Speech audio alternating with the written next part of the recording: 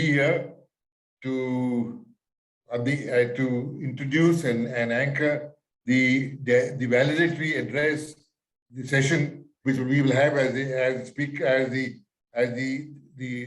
valedictory address to be delivered by none other than Dr. P.T.R. Palanivel Thiaga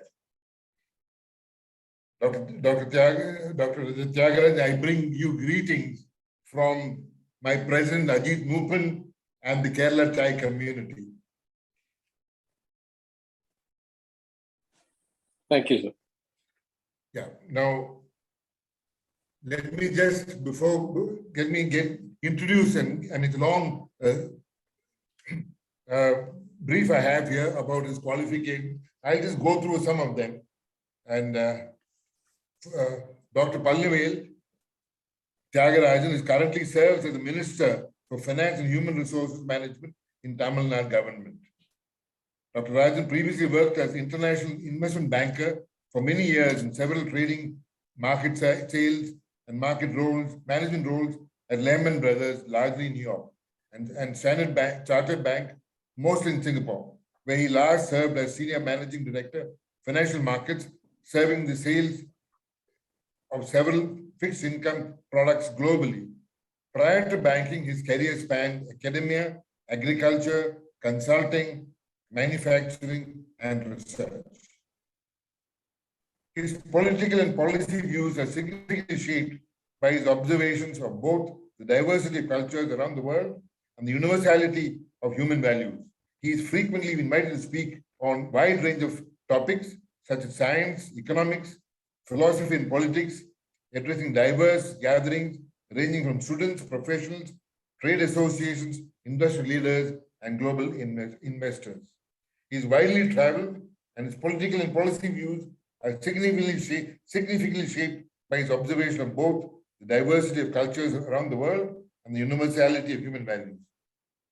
About his qualification, Dr. Rajan, B.Tech honors in chemical engineering from NIT Trichy, MS Operations Research and PhD Human Factors Engineering from the University of New York, and MBA Finance from the MIT Sloan School of Management. To deliver, the topic we have today is, for Dr. Rajan to speak, is an innovative approach to state finance. It's a subject to speak on which we have the best possible expert, who is not only an expert, but an executor as a state finance minister. We are in the worst of times and in the midst of the worst calamity in our recent history. We are in the best of times, as these are the times that demand the best of innovation. I've crystallized my role as anchor, drawing on from recent news. A neighboring country was developing so well, industry booming, especially tourism, an envy for us in Kerala. Now, so quickly, everything has changed, clearly showing the need for expertise and innovation in managing the nation's or state's finances. And that is the subject that we have for our discussion today. For Dr. Palanivel Thiaga Rajan, who will now address us and deliver the valedictory address of our 10th TiEcon. Thank you, Dr. Palanivel, and now over to you. Thank you, sir. Thank you for inviting me, for providing this opportunity. Thank you for a very gracious introduction. I worry the build-up might have been a bit excessive, but anyway. I caught the last part of the previous session, so it's always interesting to see how entrepreneurs and the networks develop. I was a very small entrepreneur for a very brief period when I ran a consulting practice straight out of graduate school. After that, I've not had much to do with entrepreneurship. Rather, I've worked in large corporate organizations. So I'm not sure I'm extremely qualified to speak at such an event, but I'm a bit aware and a bit associated with TiE from its inception when I was a graduate student back in the US, and I lived in the US from 1987 till 2007. So I'm both amazed at how far you come, and I convey my congratulations to the entire organization for the many branches. And when I knew it, it was, I think, only based in the Bay Area. When I first knew it back 25, 30 years old. Maybe I'm dating myself, 35 years ago. But the topic, is such a wide topic. Somebody graciously had the foresight to send me a set of specific points they would like addressed. So I just limit my opening remarks to maybe 2 or 3 minutes, and then I will go into answering these specific points, because I think they may have been collected based on indication of interest from the audience. Managing finances is not that different from managing any other large, system that has many moving parts. And as I've said multiple times, the biggest weakness we have in government today, in politics today, is a lack of administrative or lack of execution skill. Now, some of that is a lack of intent also, but the greatest weakness is a lack of skill. There is no natural correlation between the assets and the features that are required for somebody to be a successful politician within a party ecosystem, thereby have the opportunity to stand in a seat under a symbol. And then once elected, the role of the legislature and of administration, there's very little overlap between what it took to get there and what it takes to do well once you're there. So the rare luxury that a guy like me has, because of legacy, because of circumstance, because of good luck and timing, is that I had the experience of doing a lot of professional things in my life before I came. And yet, because of my legacy and because of some natural empathy with people and connect with people, that's my personality, I've been able to get elected multiple times, show that the people sent me to do this work. And with the credibility that it brings, apply the professionalism that many, many people have, that I ran into at least over my 30-year professional career. So the basic things, if they are done right, it may take a long time to get good outcomes. It may not be a big kind of whiz-bang kind of outcome. But if you do the basic things right, you will get good outcomes sooner or later. And if you don't do that right, and if you do a few basic things fundamentally wrong, how much ever you try after to fix it and to do tinkering and make up and second order and third order, your profound mistakes will come back to haunt you, no matter how long you keep trying to fix them. And I don't want to get into too much detail, excuse me here, because I don't want this to descend into politics. But managing an economy requires a very clear definition of the role of government and your intent.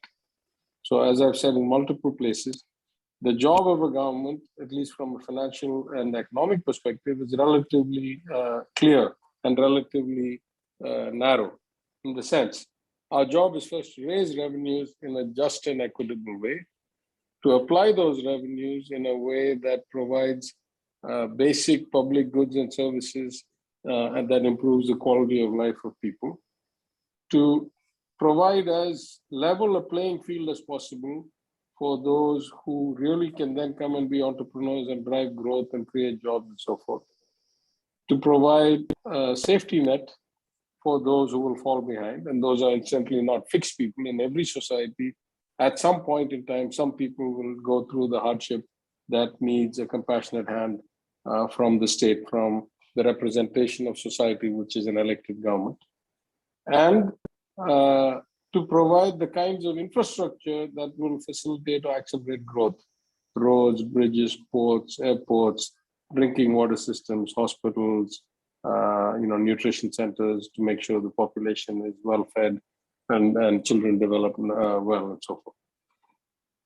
That job is very simple to describe. It's very hard to do. Some of it because it's a zero-sum game. Some of it because most people don't understand the basics that well, or are not particularly motivated by the greater good and have personal ambition that gets in the way of achieving these outcomes.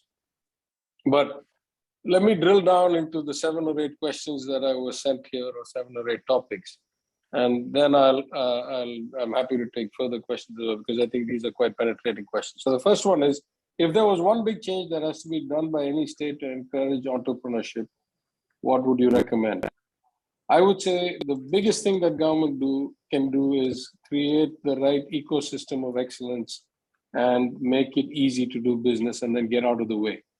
There's a very interesting example of how Hong Kong kind of exponentially raised its growth rates, I think back in the 70s, and they tie it back to one British bureaucrat when it was under UK rule. And he said, my job is just to make sure the government is not in the way of entrepreneurs. And from our perspective, as I said earlier, and I spoke yesterday actually at a CII event in Chennai, and I said the same thing. Our job is to make it easy to do business, reduce rent seeking, reduce complexity, reduce unnecessary regulation. Don't compromise standards, don't compromise environmental benchmarks and limitations, but make it easy for people to do business and make an ecosystem that supports excellence. That is, to provide a level playing field, to encourage professionalism, to encourage a work ethic, and to ensure that the government builds infrastructure, not just hard infrastructure like drinking water and roads and sewer systems, but also soft infrastructure that can improve the quality of life, like opera houses or music academies or social networking or bars or whatever it is. Very few people do that consciously. At least most of the time, the government is smart enough to get out of the way and allow it to develop. In many cases, more kind of base politics gets in the way from trying to execute these.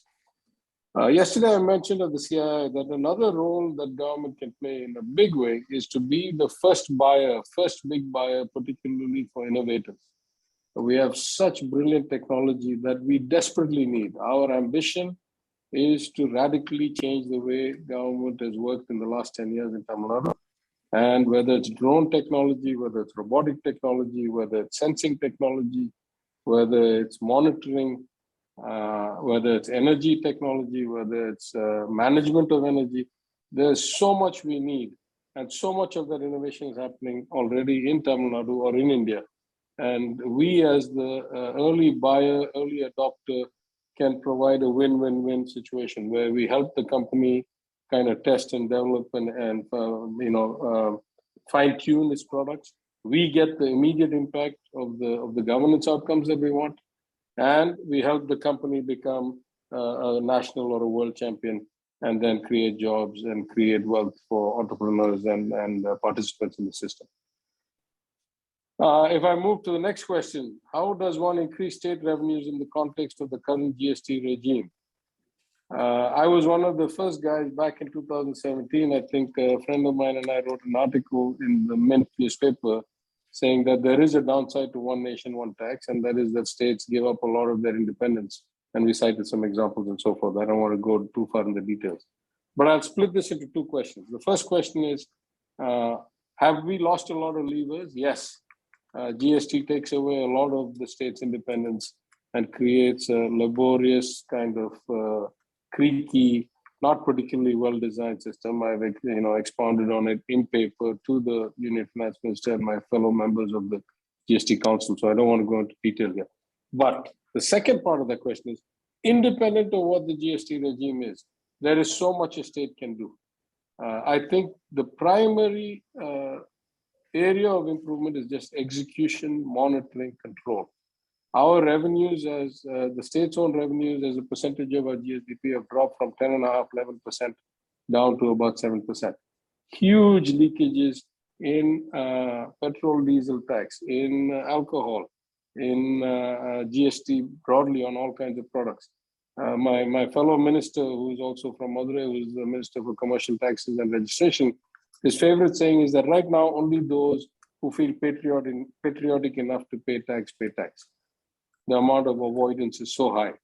So there's a lot we can do. And I am 100% convinced that we can probably every year for the next 5 years increase our state's own tax revenues by 25% a year, were we to fix the leaks and reduce the kind of malfeasance. There's anecdotal evidence that for every bottle of alcohol sold through the official TASMAC shops, there's another bottle sold that is not even being registered in the system. So that's how big the revenue potential is. The third question, state finances are constrained by revenues, unlike the union government, which is a sovereign currency showing its authority. Unless revenues enhance through the increase in finance commission awards, there's very little fiscal space. Yes and no. I was the principal kind of protagonist against the terms of reference at a technical level. There were many people who fought against it and who were in much higher positions than me. I was only an opposition MLA at that time. But at a technical level, I wrote a long note on behalf of the DMK to the then chairman, N.K. Singh and his team. And I said, you say your ambitions are transparency, equity, and efficiency. Transparency is inarguable. Let's not waste time. But if equity and efficiency are really your goals, then the last 14 finance commissions in a row have had a pretty dismal outcome. You have kept on making it more inequitable in the dollar in to dollar out or rupee into paisa out statistic from state to state. And you have kept on getting worse outcomes. The whole idea of transfers in a federal system is that you take from the better off, give to the less well off, and the level converges. You find educational outcomes, health outcomes, development outcomes converge. That's what happens in China. That's what happens in the United States. That's what happens in the EU. In India, we keep transferring more and more money away, and the gap keeps diverging. So efficiency has been dismal. So that's a different issue. But at a different perspective, are there things we can do? Yes, there are a lot of things we can do. And I'll segue that into the next question. What are the avenues for funding for states for long-term infrastructure, or for that matter, any kind of funding? And I've been making the argument that there are at least 4 levels of funding. The first is a macro or a sovereign level funding, in this case, a subnational sovereign level like the state of Tamilnadu. And were we to have our affairs in order, certainly the constitution and the kind of amendments have allowed us to issue our own bonds. Kerala has been an example, the pluses and minuses. I get into that if the questions come. But there are things we can do, whether it's bonds, whether it's private equity, whether it's large investors, whether it's debt restructuring. There are things we can do at the macro level, at the government level, and the many funding agencies we have. Tamil Nadu is the #1 destination for the World Bank, for IFC, for JICA, for most of these national and multinational lending agencies. We have a good track record of repaying our loans, and the bankers go where the credit is good and where the outcomes are likely to be good. But then there's the next level, which is the global corporate level. And I think if you provide the right ecosystem and you have the right infrastructure and connectivity, then from the large corporates in manufacturing to the large corporates in services to transactions and trading and so forth, you can get a lot of investment and create a lot of jobs. And they can do some of the investment that you otherwise would do. Many of the large corporates can set up their own power plants, can set up their own infrastructure. And then there is the kind of local champion, where we have clusters of excellence in Coimbatore, let's say, for precision machining, or in some parts, Tirupur, etc., for textiles. There used to be other such places in Tamil Nadu. Some of them have fallen a bit behind. And so those are places where we can facilitate mid-level to mid-level kind of financing and technical relationships, particularly in a place like Tamil Nadu that has a very strong diaspora in very good positions around the world. And then, of course, there's really the highest job creating level, which is the MSME level. And there really is where India's biggest problem is, because it's very hard to get credit down at the MSE level, total credit. We have 2-3 problems. Total credit as a percentage of the economy is very low. The percentage of credit that comes out of the markets compared to the banks is very low. And the ability to get unsecured credit at anything other than a rated mid-tier company is very poor. So that is really where the state and the union all have to step up. And I would say that COVID has taught us a bit because of the dire situation. People have had to really think of ways in terms of guarantees and support schemes and facilitation and so forth. I will still say there's a big gap between intent and outcome. The state level banking committee, I chaired a couple of meetings, and it was very clear that the bank managers at the branches, at the regional offices, in the districts, in the cities, were not quite aware of all the relaxations and the schemes that had been announced by the Union government or by the Reserve Bank of India. So then, of course, they could not translate that to the entrepreneurs and especially the micro entrepreneurs and the single borrowers. So we have stepped up a lot of our efforts, starting with the Reserve Bank of Chennai office, providing training to the Tamilnadu branch network. And then those guys, in conjunction with the government's MSME department, running outreach programs and trying to increase the availment of these kinds of benefits. So that's, I think, something we can do. Number 5, do you think LSGs or panchayats which are efficiently run and have budget surplus should embark on independent financing after getting credit rating? I think everything starts with transparency. My biggest concern is, of course, as federalists and as socialists, we are of the opinion that the local self-governance is the natural extension of self-respect and self-determination. So you move money and authority as close to the people as possible. In fact, I've said in many places, I admire the Kerala model in terms of the devolution of power down to the local bodies, which is much better than at least any state that I know of in the vicinity, much more than Tamil Nadu. But the flip side of that is once you move that kind of power and authority and funds down, unless you have a robust and transparent tracking system, a transparent accounting system, a transparent monitoring system, then you are really creating the likelihood of such broad inefficiency. I won't even call it misuse, but such broad inefficiency that it will retard you for a long term. Are there global examples of lowest levels of government issuing debt? Absolutely. In the US, there's a huge municipal bond market because it gets special treatment. It gets double tax relief, not just federal tax relief, but also state tax relief. And so, you know, the muni market is a humongous market of trillions of dollars. But the one thing we learned during the global financial crisis is that the muni bond market is not as safe waters as people assumed. The financial management capability of local bodies, of cities, of counties, of towns is not really that great, and the likelihood of malfeasance or bad choices is quite high. So even if they're sitting on surpluses, the surpluses end up going to wrong places and wrong outcomes. And all politicians have the proclivity to be fiscally loose. And so we found that, during the financial crisis or post the financial crisis, we found many municipalities in dire straits. They had made such deep commitments for future pension payments and so forth that the model just wouldn't support it. And it's pro-cyclical risk because the greater the benefit when you walk away, the more likely people are going to walk away and not work and expect those greater benefits because there'll be some range of voluntary retirement. And that's when your revenues plunge because the economy is down and people can't pay their property taxes and so forth. A couple of more different questions. How is being highly qualified and coming into politics? What are your feelings about that? I would say 2 ways. I think the first is that it's not clear at all, as I say, that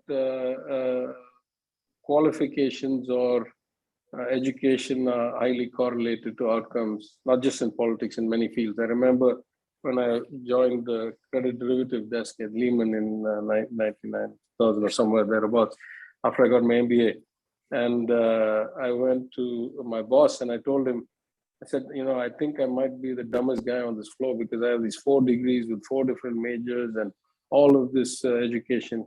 And I think 95% of what I need to do to trade credit risk or trade derivatives, I learned in 10th class and I can use a spreadsheet to do that work. It's not clear to me.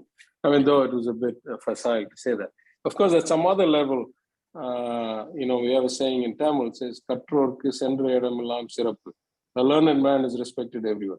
And in that sense, I would say that as long as you come with the compassion, the personality that can connect with other people, and the humility to understand that when you go to a new field in a new, kind of path, you are at the bottom and you have to start learning.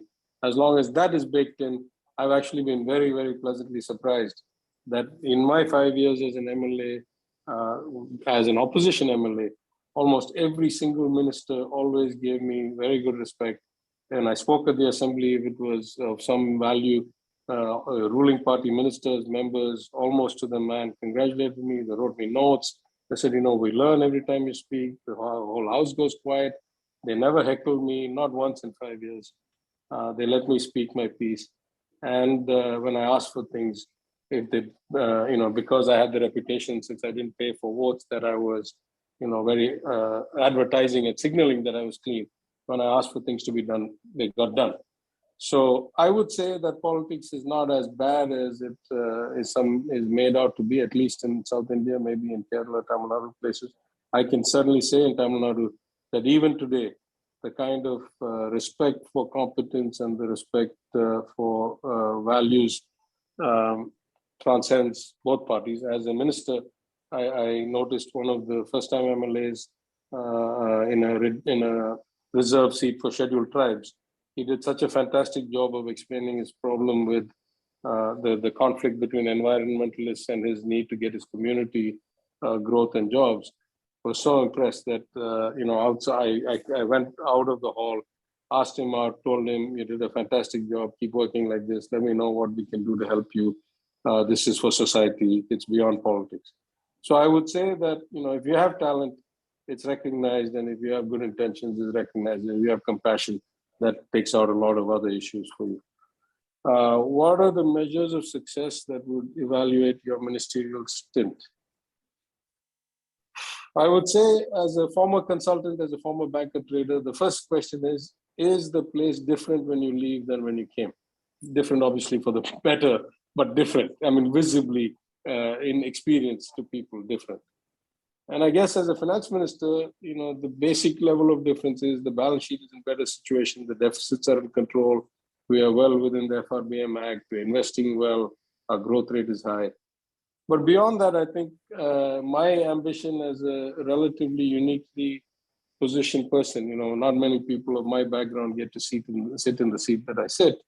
The Honorable Chief Minister, in his wisdom, gave such important portfolios as not just finance, but human resources management, which in most states is held with the Chief Minister, as well as planning and development to a second-time MLA, first-time minister.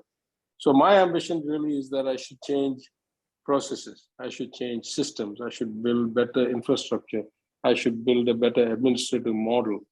And beyond that, I should change the culture of the workplace, and that people that have learned from me or been mentored by me, whether it's in politics, in the IT wing that I run, through the Dravidian Professional Forum that I started at my leaders' advice, or indeed the many IAS, IPS officers I work with, that I should have left them as better executives and more compassionate people than when I started. And finally, I'll say, what is your message to the young entrepreneur who wants to start a business in TN? I say, please come as quickly as you can. We are in dire need of help. We have ambitious goals. The Chief Minister has told our Global Economic Advisory Council, we are not here for marginal change. We are here for radical reform, because we cannot achieve our ambition any other way. It's not that we're here for change's sake. Our ambition is to provide equitable growth with nobody left behind, no area left behind, and a much more just, compassionate society with more jobs, continue to hold the unique position that Tamilnadu has because of 100 years of the Dravidian movement going back to the Justice Party, of very high per capita GDP, plus very high social development, plus relatively high social equity and equality, and health indicators and access to doctors and all these other things, and education, gross enrollment ratio above 50% in higher education. So, our ambition is to perpetuate and accelerate that model. We need a lot of help. We want to be the first buyers and partners of innovators and entrepreneurs. The government can't do all of it alone. We are reducing the footprint of the scale of government by necessity. I think there's something like a 35% vacancy rate in the sanctioned posts of government employees right now by necessity. We can't afford to pay many more people. So we have to increase their productivity. We have to increase their impact per head. And we have to bring other people from outside both systems, people, support to achieve our end. So we are open for business. We are looking for partners. We're looking for innovators. In any way we can help. We have multiple. We have an MSME minister and a council to help that. We have an industries department and the guidance bureau. And then we have the planning and development, my department, in which there is the State Planning Commission, which we have renamed after it was named away after the Union Planning Commission went away. And my friend, the economist, Professor Jarajan, is the vice chairman of that. So we are trying to see whether we can develop some more within our control, direct kind of actions to support entrepreneurs. So why don't I stop with that? I think I've spoken for at least about half an hour, and maybe I can take questions or if there are any. Yeah.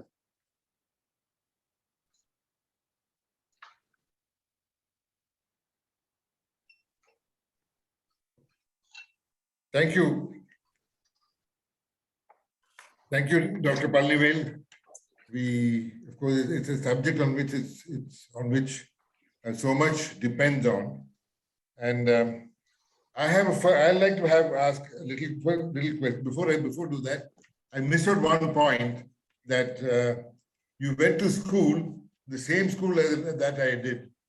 Though you passed out in 1983, and I did maybe two decades before that, 66. We must, for full disclosure, we must confess that is the old boy network that brought me here.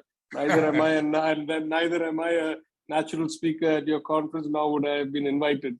So it's the old boy network, unfortunately or fortunately. But anyway, I want to say that you have the best education possible in India, in post-graduation, in the United States, and in school. Thank you. No argument. See, the question that the last question that you answered is, what is your message to young entrepreneurs who want to start business in Tamilnadu? In Kerala, this is a matter of great discussion. Why aren't people in Kerala starting businesses here?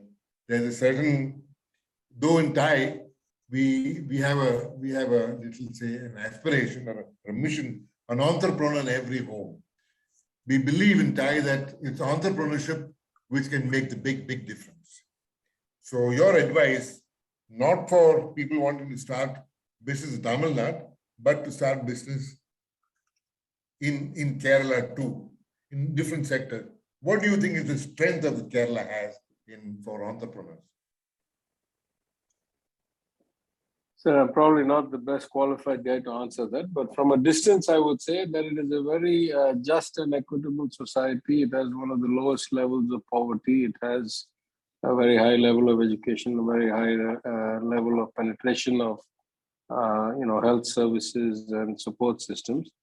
So it's always easier to succeed in a place where you have a relatively low Gini coefficient and a relatively educated market. I would say, maybe I'm wrong, but those I would say are the strengths of Kerala, why one should start there. In Kerala, we take pride in that we have the highest ranking in Human Development Index. Probably that is the reason why industries, both modern industries such as tourism, has become so successful in Kerala. Yet in other sectors such as manufacturing, we envy Tamil Nadu, where all the investment flows there. Perhaps to some reason is the political color of the state, the perception of the political color of the state. Yeah, let me just say two things. I forgot to mention that one of the things that Tamil Nadu can and should do, we are enormously blessed with mineral wealth. We are one of the top 8 or 9 states in the country. And if you look at our revenues from the mineral sector, they've been appalling, about 1,000 crores. And the amount of rent sought is so little compared to the benefits unfairly taken by the big mining barons. So it's the one area where I think, the state loses 100, some official takes 2, and some politician takes 3, and the 95 goes to the owner of the system. I mean, the mines and whatever. So this is an area where we have to improve a lot. And Tamil Nadu has that advantage also relative to Kerala. I'm saying in terms of the scale of the place, the connectivity, the fact that the Singapore undersea cable comes through Chennai, that we have a lot more land, and multiple airports, multiple ports, and so forth. So some of that is geographical and scale, just size.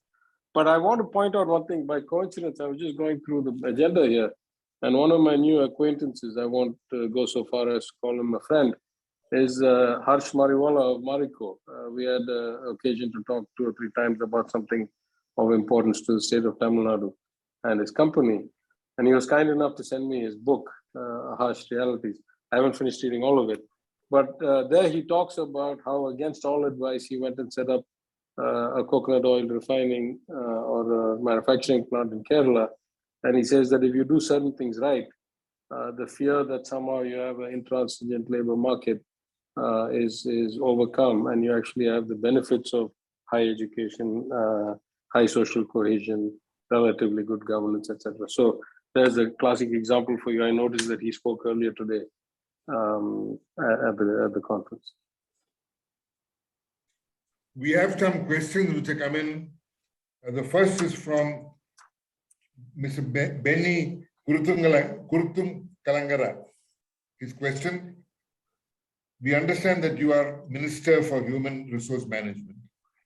What unique strategic initiatives you have taken or planned for the HR management development? My personal experience, all my professional career, of course, I did all these other things in terms of manufacturing, agriculture, research, and all that. But my personal experience is mostly in the 2 sectors where there's a huge impact of human resources, which is consulting and investment banking. And so I am very much of the opinion that even more important than money is people, and having the right people with the right training and the right attitude and the right kind of work ethic. So we have taken a fundamental relook at the entire human resources model of the state. As I said, we have something like 35% vacancy. I sometimes get in trouble because I say some things and then it riles up people. So I'll be very diplomatic and circumspect, but I will ask some profound questions that maybe will indicate where we're going. If at 35% vacancy, we are already struggling to balance what percentage of our revenues goes to salaries and pensions, what would happen were we to go 100% occupancy? Not doable. If that is the case, and we have such a large vacancy of, 300 and something thousand vacancies, our intake funnel, which is the Tamilnadu Public Service Commission, and after our government came, we're standardizing the intake funnel. So we don't allow local bodies or public sector enterprises that were recruiting directly and being accused of all kinds of other negative outcomes. We have forced everybody into the same funnel, Tamilnadu Public Service Commission. If you're going to do that, and Tamilnadu Public Service Commission in the best 5-year period in its history was able to bring in about 10,000 people a year. That's not enough, actually, because the way the Tamilnadu Public Service Commission works, you have 80 or 90 different exams for 80 or 90 different types of jobs, and then you have group 1 and group 2 and group 3, and that doesn't work, group 3, group 4, and so forth. So fundamentally, we have to rethink what types of people do we want to recruit? What is the nature of this test? Are we testing really whether they know botany and whether they know chemistry still? I mean, like that was already done. We have 52% of our +2 graduates go and enroll in degree colleges right now. So there's a comprehensive set of reforms. I don't want to get ahead of myself because it will lead to a lot of unnecessary debate. But from fundamental questions like what should be the nature of the entry exam? Is it an aptitude test and a kind of assessment of likely future productivity, or is it a competence test? If it's a competence test, why did they have to get degrees as qualifying this thing? So if you, for example, let's say you make it an aptitude test. One of the great luxuries you have, you can make it an automated test. You have it a computerized test. If you have it as a computerized test, you get 100 benefits that arise from that. You don't have subjectiveness. You don't have likelihood of malfeasance. You don't have, insider dealing. You can put through 5x or 10x the throughput. You can adjust because it's computerized. You can randomize the questions and still give the same set of questions in a million different orders to different people sitting in the same hall and reduce the likelihood of cheating. So, the approach itself is fundamentally wrong. Then we have a different problem. What is the definition of merit? We have some long-standing cases with the, we have a social justice policy on reservations, started back in 1921, incidentally, with the Justice Party and Madras Presidency. Now there's all these questions about, should that only apply at the date of input? What about every stage of promotion? And if our goal is that at every stage of the government, the layer should look like society. So, X% of this, Y% of that, A% of that, B% of that, women, communities, whatever, then across chief engineers also it must look the same way. Across superintending engineers also it must look the same way, not just all the assistant engineers. And this has run into a lot of legal problems because, believe it or not, the definition in the Supreme Court case that we are now fighting says merit is what mark you got in the TNPSC 30 years ago. Surely that is not the definition of merit. We have a 30-year service record of these individuals. Surely there are other definitions of merit than what mark you got in one exam, one day, 30 years ago, and that cannot be your brand for life. It's as bad as a kind of caste hierarchy. So there are profound changes that are needed in human resource management, and government human resource management is like way in the dark ages compared to what we need to do and what we know as best practices in those businesses where the only differentiating factor between any two firms, any of the top banks, any of the top consulting houses, it's only the people and the culture that differentiates one from the other. Everybody has money. Everybody has a brand. Everybody has big buildings. Everybody has infrastructure. What separates, today's winner from today's not winner is the people and the culture. And so that's the kind of approach we're taking. We have already done quite a lot of changes. We've announced some more, and there are many more to come. Let me just leave it at that. I know we have reached the end of our time, but there's one question which is coming. With your permission, we'll permit that question also. I'll read that out. So sorry, I was supposed to come 7:10 to 8, but I started a bit late, so I can stay a few minutes. I'm sure that other people have better things to do, but if you say I stay till 8:10, I'm okay to do it. So delighted. Thank you very much for that. We've got some questions. One question is from Damodar Avenue. What is your take on the government getting out of areas in which it should not be in?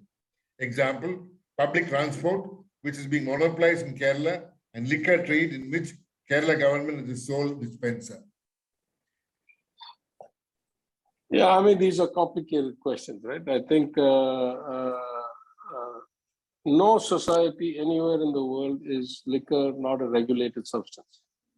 No society anywhere in the world is liquor not a heavily sin-taxed substance, because that's what economic theory says, that you must, because these are things that could potentially have health consequences if abused. And therefore, it's appropriate that you tax at a relatively high level for an indulgent good. You don't tax liquor the same as you tax food, for example, you tax it much higher. So I think, the broad contours of how governments handle certain things are universal around the world. When it comes to things like transport or electricity or milk cooperatives and so forth, there are multiple approaches. What I've come to understand and what I say all the time is, I am not as vexed about whether you say it should be private or public, or whether your theory and my theory or your philosophy and my philosophy diverge a lot. I am much more concerned about the outcomes. If you can produce the right outcome, meaning people get it at a reasonable cost with relatively little, leakage and rent seeking, and with equity that, people who need to get it cheaper, people who can pay more. I'm not really that, axed or concerned which model you started with. I think the outcomes validate your approach. If you can get a superior outcome in a philosophy that's different than mine, I defer to your philosophy for that particular segment in that particular format. So, the differences in philosophy, in approach, in policy get a lot of airtime, and a lot of politicking happens on it. very little goes to saying what are the outcomes.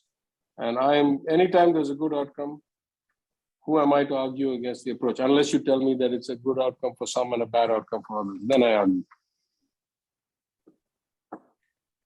Since you've given us some more time, one more question we'll take, which is from Ananda Mani. The question is, which achievement of yours made you so excited and happy after taking over as the minister? Can you please mention? Well, there were some things that I had been thinking about before I came to government.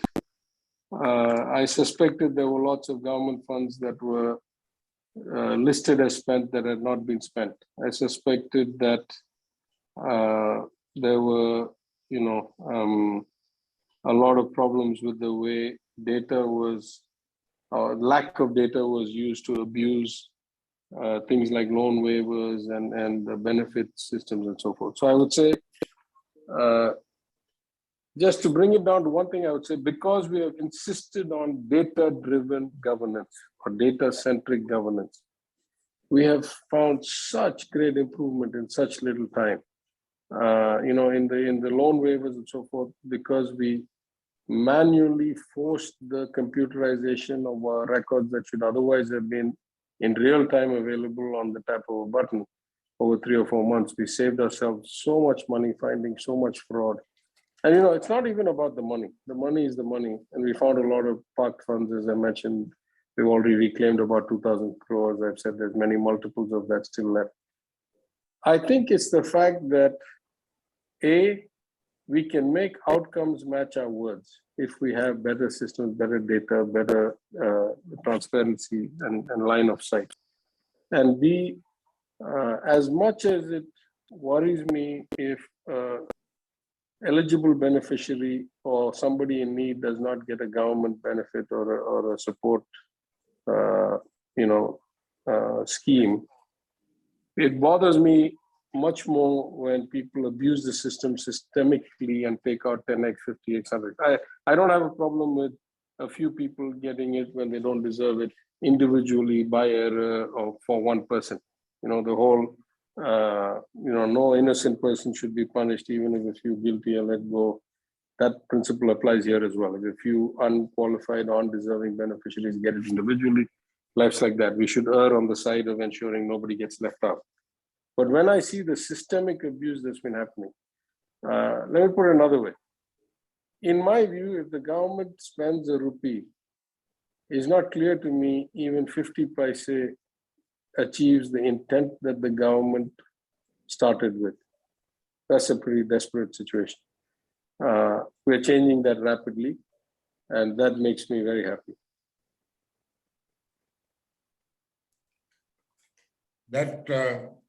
Before I close, there's one observation. In the news we read that Tamilnadu has the who's who of resources in the world as in the advisory council. I'm sure that must have been your handiwork. What is it that they bring? What they bring to the table there? No, I mean, some of them I knew from before. Some of them were 1 degree away. But the luxury of being a MIT alum, I think, eased the connection. But the chief minister was very clear. He was the one who kept telling me, remember, we had this conversation when we were in opposition. Now we're in government. Execute, execute, execute. Get me this team. And there were some names that he suggested and some other names that I suggested. And, sometimes he said, stick with mine. Sometimes he said, I defer to yours. But our ambition was to get people with such different perspectives. Of course, we want professionals. Of course, we want visionaries. Of course, we want proven people. We want to benefit from the talent and expertise of the best the world has to offer. But my personal greatest focus was that I wanted to have 5 different points of view. There was no upside in getting 5 people who had a similar point of view just because they had good CVs or good professional standing. So, I spent very little time with people like Raghu. The minute I reached him, he said, absolutely, anytime, I'm ready. Or Arvind for that matter. I didn't know that Mr. Narayan existed, to tell you the truth. I lived overseas for so long. So it took a little bit of convincing and a little bit of discussion, but happily he lives a few 100 meters away from my house. So we got to meet fairly often. I had never met Jean Drez, and he was reluctant. And he said, listen, all I know is Chhattisgarh. I don't know anything about Tamilnadu. I'm not sure I can add value. And I said, well, we know Tamilnadu, and we want people who know things we don't know. So he reluctantly, after multiple discussions, agreed to come on and see if he could add value for a year. And I think Esther was probably the most reluctant, because she had experience serving on other councils in big places like the White House Council, and not really been able to feel the satisfaction of having impact. So she's the one who finally suggested, can we have an ad hoc model where there's not a report at the end, where it's sometimes suo moto, sometimes you ask us, sometimes we tell you, and we have this informal kind of relationship where we just connect with each other as and when either some issue comes up in our minds, or we have a chance to set some time aside. And I like that model so much that I said, whatever you wrote, we'll use that as a template for everybody, because most people, when they agreed, they didn't know who the other members of the panel were, and they didn't ask. That was the most important thing. They did it out of a genuine desire to contribute and have an impact. So nobody asked, who else am I going to be on the panel with? And so I think, we took the best ideas from everybody, even to establish the modalities of the panel. And it has been a home run for us. I go out of my way every time I have a press conference, every time we do something big, to give credit to where the idea came from. Every meeting we've had with them, we've had 2 formal meetings with the entire panel with the Chief Minister, and I've probably had, 10 or 15 interactions one-on-one with the members over voice conference, a video conference or a telephone call or an in-person meeting. And every single one of them has been value added, from COVID response to preparing for a potential third wave, to the MSME support programs and the depth at which we're doing in Tamilnadu, and now providing state credit guarantees and stuff, to the remedial education program to bring kids back to school, which really was driven by Raghu, believe it or not, Reserve Bank governor was the one who kept, former Reserve Bank governor was kept asking, what are you doing? 2 years away from school is a huge loss. How are you going to make sure these people come back? And the students who otherwise are at risk of becoming permanent dropouts or child labor. And people like Esther and John who told us, you must expand and start giving these widow benefits and old age benefits to as many people as possible. Start with a model that you give and then ask people to self-exclude, rather than put these bars for entry that make it so hard that many people don't. And Esther had the great luxury that she had been already since 2016 or 17 part of the Jamal lab at MIT. They had an MOU with the government of Tamilnadu, so they knew a little bit about, quite a little bit about the ground realities from their research. So that informs their views a lot as well. So, could we benefit a lot more from them? Probably yes. If we don't do, that's probably I'm the bottleneck. I don't find enough time or enough space to take every input they have and every opportunity I could get. But it has been a huge impact so far on our thinking, and therefore on our policy and execution. And finally, let me just, since you've given us permission to exceed time by a few more minutes, and an area which is familiar to me, which is travel and tourism.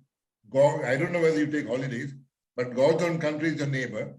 But my question is different, is what role does tourism play in the economy of Tamil Nadu? Actually, quite big. The good news is quite big historically. Because of the scale, because our temples are so well preserved and they're big draws, particularly for foreign tourists. Also, we have so many religious sites, that are attractive to Hindus across India. And because we have such a diversity from a huge coastline to, the mountain ranges to a bit like Kerala, but many more, let's just say, because of size, nothing else. But one thing that has happened in the last 2-3 years is that the lack of kind of proper planning, lack of a strategic vision, therefore lack of investment in infrastructure, and a lack of kind of tracking, right? I mean, I got some statistic the other day when we were doing the Madurai City Master Plan that foreign tourism to the city of Madurai had fallen by about 40% and had been falling for 3 or 4 years before COVID. A shock to me.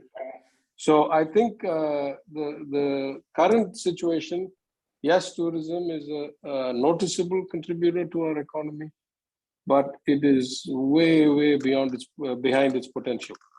So I have been a bit, both supportive as well as kind of with high expectations. For example, about I don't know, a week ago, our tourism minister plus secretary plus the commissioner went to Mexico to attend the balloon festival and kind of learn some of the logistics and see what are the ancillary things that they could pick up and see whether we could start a balloon festival near the Western Ghats in some of the plains over there. So we are investing in it.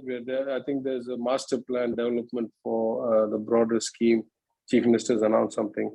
I announced some subcomponents of that during my budget speech. I think 2 or 3 years from now, whole tourist ecosystem will look significantly different than it does now, mostly because it will be a planned approach, a strategy then put into execution rather than random outcomes, catch as catch can by individual entrepreneurs with very little government kind of support or infrastructure. Thank you. And I think that brings us to the conclusion of our session with you.